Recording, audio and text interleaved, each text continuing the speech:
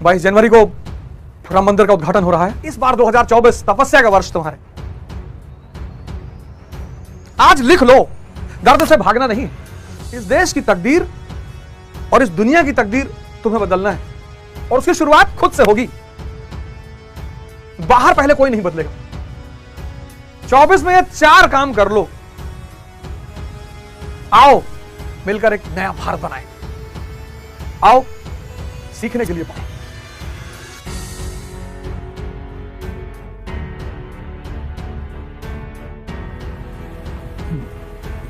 जय हिंद फ्रेंड्स।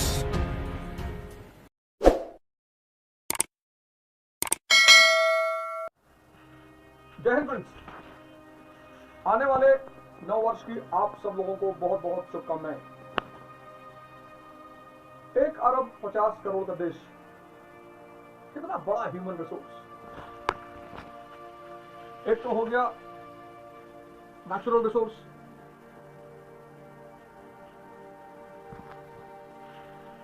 प्राकृतिक संपदा। एक हो गया ह्यूमन रिसोर्स।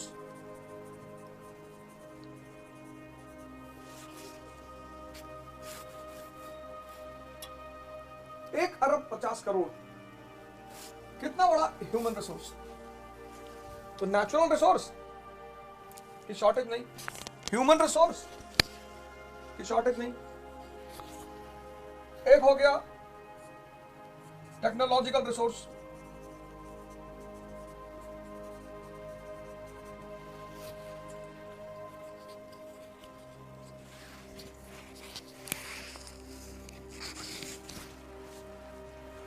सॉरी फ्रेंड्स,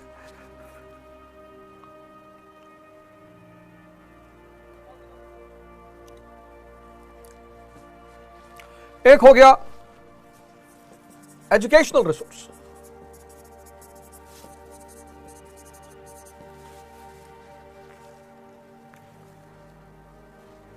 इस देश को किसी चीज की कोई कमी नहीं है ही नहीं, और देश महान, इतना महान ने महान महान व्यक्तित्वों को जन्म दिया, आज भी दे रहा है। लेकिन आज की जो दशा है प्रेजेंट, वो बहुत ही चुनौतीपूर्ण है, चैलेंजिंग। सबसे ज्यादा युवा का देश, सबसे ज्यादा यूथ, यानी सबसे ज्यादा शक्ति।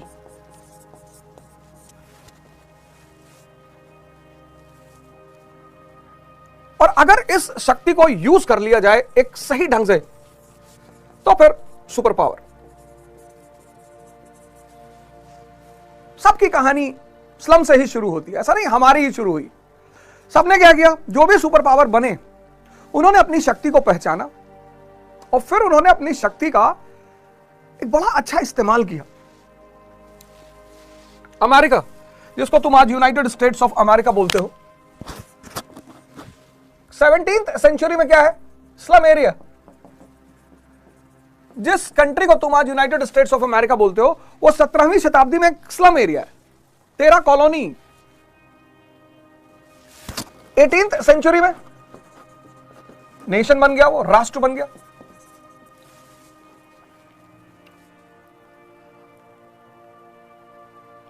सेवनटीन सेंचुरी में वो स्लम एरिया है, 13 कॉलोनी। 18th सेंचुरी में वो नेशन बन गया, 1787 में वो नेशन बन गया United States of America. 19th century में ये नेशन बन गया इकोनॉमिक पावर।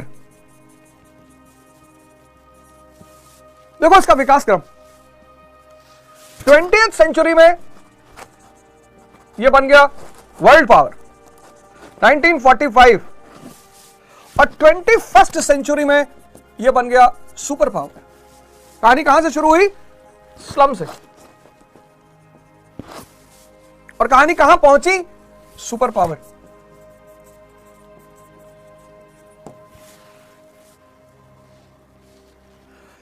जब भी बात करो, तथ्यों पे बात करो, एविडेंसों पे बात करो, बड़ी समझ में आती है कहानी।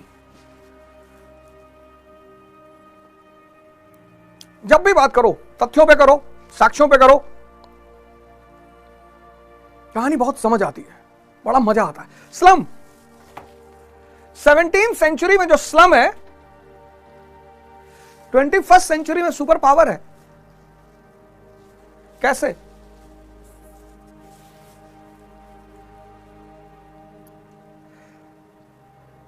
कौन सा ऐसा काम किया होगा, कौन सा ऐसा कदम रहा होगा? हम सब भी तो यही चाहते हैं, हम सब भी यही चाहते हैं, हमारे विकास हो, हमारा उन्नति हो, हम ऊंचाई पर पहुंचे, हमें लोग पहचाने, हमारा नाम हो, लोग हमें जाने।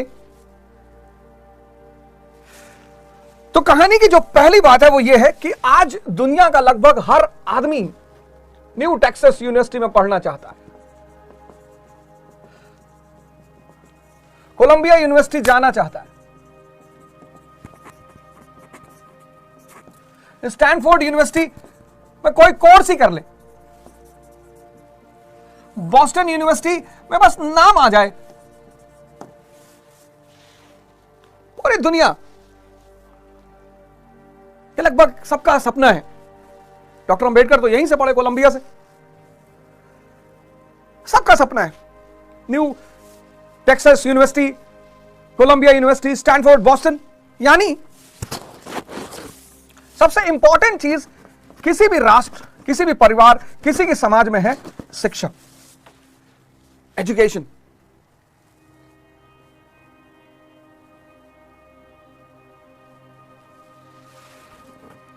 बताओ, अफगानिस्तान की यूनिवर्सिटियों का नाम है ही नहीं। बताओ किसका सपना जाना है कि जाके अफगानिस्तान पढ़े? किसी का नहीं।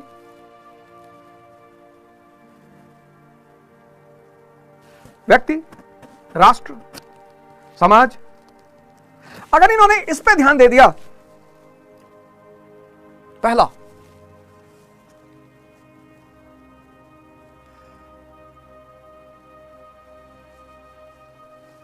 शिक्षा पे, तो वो व्यक्ति भी बदलेगा, वो समाज भी बदलेगा, वो समुदाय भी बदलेगा, वो राष्ट्र भी बदलेगा। और इसका सबसे बेहतरीन एग्जाम्पल, सबसे बेहतरीन, डॉक्टर अंबेडकर खुद है। जिस समाज ने कभी उनको स्कूल में साथ बैठने नहीं दिया, ड्राफ्टिंग कमेटी का चेयरमैन बना दिया। कलाम साहब, एपीजे अब्दुल कलाम। और भारत जो देश है वो तो इस मामले में दुनिया में एक बड़ा अनोखा देश है। भारत एक बहुत अनोखा देश है शिक्षा के संदर्भ में। भारत कहता है, जैसे आज टेक्सास, कोलंबिया, स्टैनफोर्ड, बॉस्टन, ऐसे किसी जमाने में तक्षशिला,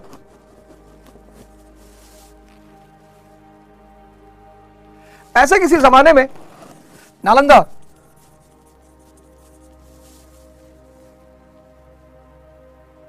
और इन यूनिवर्सिटियों को बाहर के राजा महाराजा, श्रीलंका, चाइना, यहां के राजा महाराजा, चाइना अपने यहां के लोगों को भेजता है कि जाओ। ह्यूमन साइंस किस लिए आया भारत? भारत के ज्ञान धन को समझने के लिए आया। यानी भारत की एजुकेशन पॉलिसी इतनी मस्त रही होगी कि पूरी दुनिया, जैसे आज पूरी दुनिया अमेरिका जाना चाहती है, ऐसे किसी जमाने में पूरी दुनिया भारत आना चाहती थी। क्योंकि विद्या का जो काम है वो है विवेक को पैदा करना। यह इतनी बड़ी शक्ति है।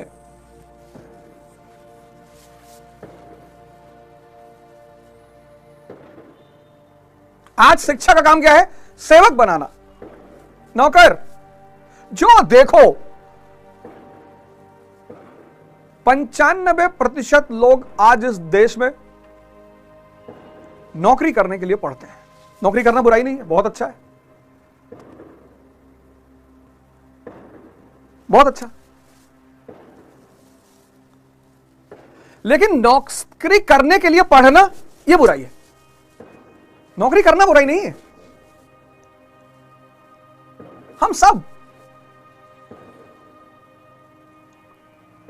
हम मिडिल क्लास के लोग, हमें तो शुरुआत ही नौकरी से करनी पड़ी। नौकरी करना बुराई नहीं है, नौकरी करने के लिए पढ़ना बुराई है।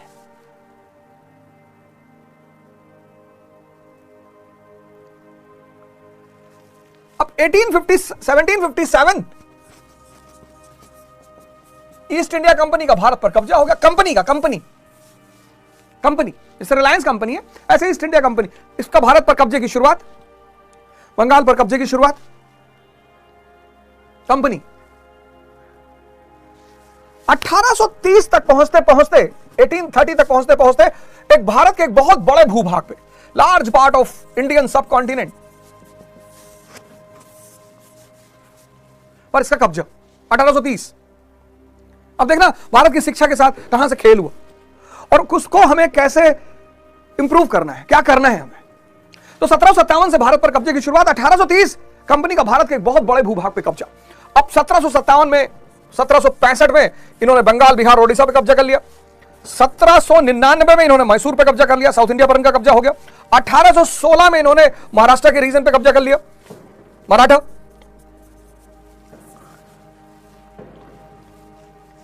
अवध ऑलरेडी इनके कब्जे में था ही, हैदराबाद इनके अधीन था। मैप में देखो, मैप में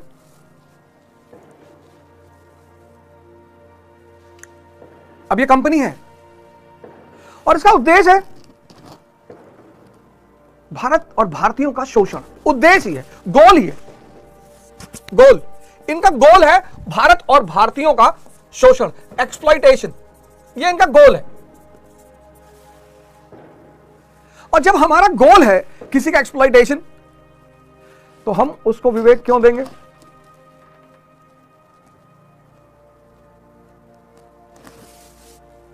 अगर उसका गोल है, किसी व्यक्ति का गोल है शोषण, हम उस व्यक्ति को विवेक क्यों देंगे? क्योंकि विवेक एक इतनी बड़ी शक्ति है कि कोयले को हीरा बना दे। ये बात समझना।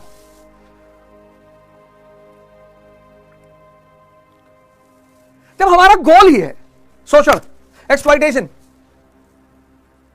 तो जिसका शोषण करना है, जिसका एक्सप्लॉइटेशन करना है, उसको हम विवेक क्यों देंगे, विजडम क्यों देंगे? क्योंकि विवेक एक इतनी बड़ी शक्ति है, इतनी बड़ी विजडम एक इतनी बड़ी शक्ति है, विवेक इसका काम ही है कोयले को हीरा बनाना।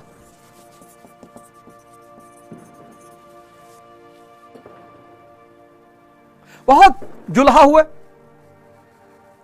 लेकिन सारे जुल्हा कबीर थोड़ी हुए। विद्या नहीं है, विद्या नहीं है, पढ़ने नहीं गए, स्कूल नहीं गए, विवेक बहुत बड़े लेवल का है। चक्की को देख के दोहा बना दिया, खजूर के पेड़ को देख के दोहा बना दिया, साधु पे दोहा बना दिया, साधु ऐसा चाहिए जैसा सूप सुहाए और सार सार को गही रहे तोता दे उड़ाए। आज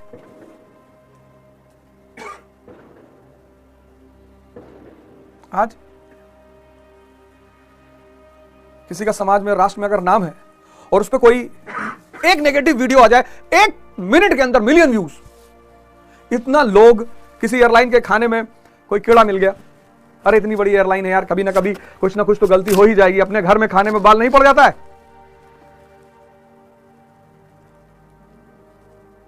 आज का समाज देखो कितना मजा ले रहा है बुराई का।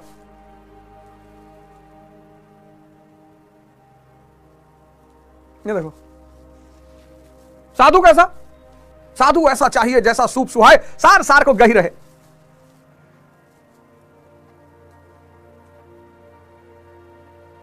कबीर, इससे बड़ा एग्जाम्पल तो है ही नहीं मेरे पास। संत कबीर, भगवान कबीर, जीवन के कुछ सिद्धांत तो मैंने इनसे ऐसे सीखे हैं, ऐसे अनगढ़ आदमी।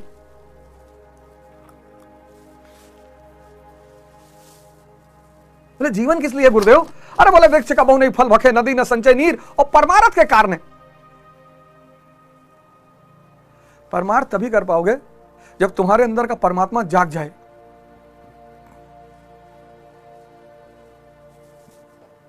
परमार्थ करना सबकी बस की बात है। परमार्थ वही कर सकता है जब किसी व्यक्ति के अंदर का परमात्मा जाग जाए। उसके अंदर शक्ति पैदा हो जाए। अब कंपनी को 1830 के बाद जब इतने बड़े भूभाग पे उसका कब्जा हो गया, तो कंपनी के सामने एक चुनौती यह थी, ईस्ट इंडिया कंपनी के सामने 1830, अब उसके सामने चुनौती यह है कि यार बाबू और चपरासी तो हम इंग्लैंड से ला नहीं सकते,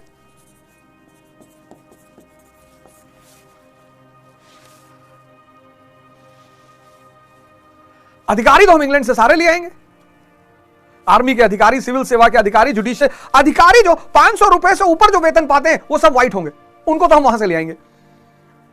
लेकिन बाबू और चपरासी अगर हम वो भी वहां से लाएंगे तो इंग्लैंड में तो कोई बचेगा ही नहीं। बोले तब, बोले यार तब शिक्षा तो इनको देनी पड़ेगी। अंग्रेजों के बीच लड़ाई हो गई, लड़ाई मतलब मनमुटाव हो गया, दो गुट बन गया। एक गुट ने कहा कि देखो भैया इनको बाहरी पाश्चात्य शिक्षा मत दो, ये बहुत समझदार लोग हैं, पलट देंगे हम लोग को 10 साल में।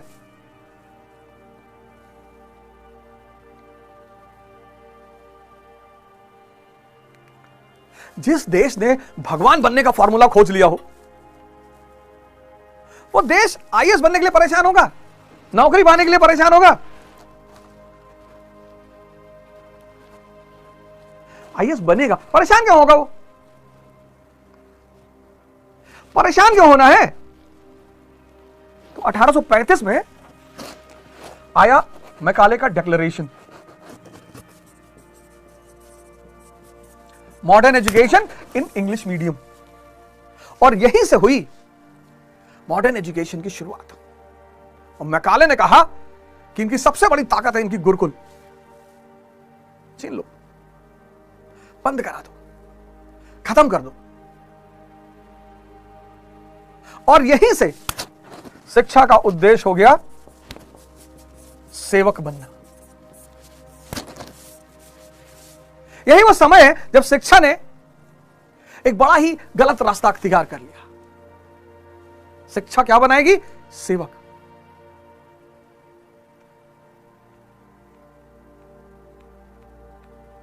और फिर ये मैकाले से जो कहानी शुरू हुई, मैकाले से जो कहानी शुरू हुई उसका अंजाम यह हुआ कि बस्ती, गोंडा, गोरखपुर इत्यादि में जो ग्रामीण इलाकों के स्कूल हैं उनका नाम है सेंट एंथनी।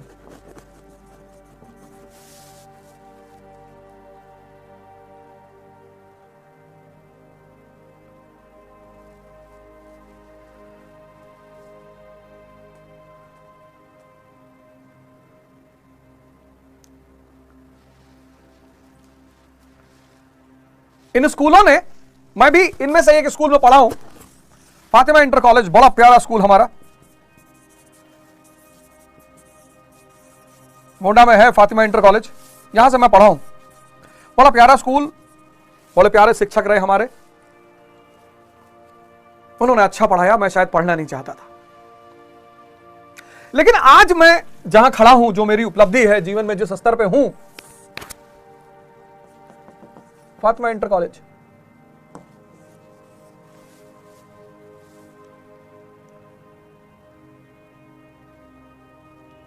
उसमें योगदान है गुरुकुल का।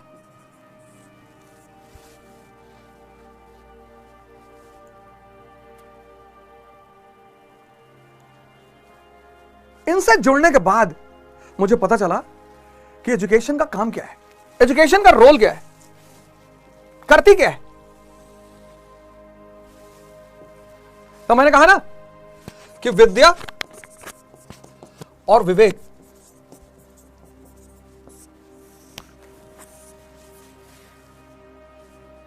लेनिन के पास है, लेनिन के पास है विवेक,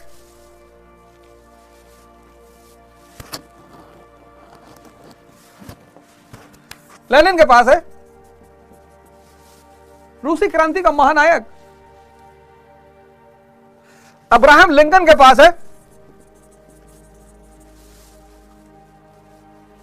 1860 अमेरिकन सिविल वॉर। लोगों ने इससे कहा कि बदनाम हो जाओगे इतिहास में, विलन के रूप में जाने जा। अरे उसने कहा ऐसे कैसे जाने जाए, कभी आप अमेरिकन सिविल वॉर पढ़ो, इसकी स्ट्रेटजी में पढ़ो। उसने कहा मुझे पता है क्या करना है, किसी भी आदमी को कमजोर करना हो, उसे मारने से पहले उसकी बाहर की ताकत छीन लो।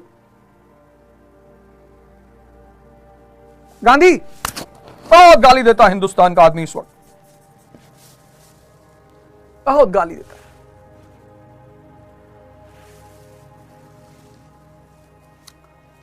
गांधी की तारीफ राम दुलारे पांडे थोड़ी करते हैं, गांधी की तारीफ आइंस्टीन करता है।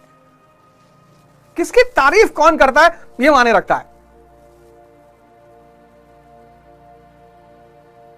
विवेक, पढ़ो ना 1917 में रूस की स्थिति। जार पढ़ा लिखा है, जार निकोलस सेकंड, राज परिवार से है, शिक्षित है, विद्या है।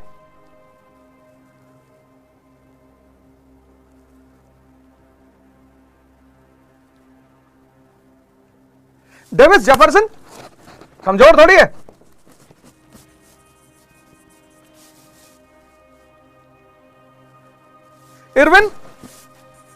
इरविन को लगता है कि मैंने गांधी जी को बेवकूफ बना दिया। विवेक, तुम भी पढ़ो,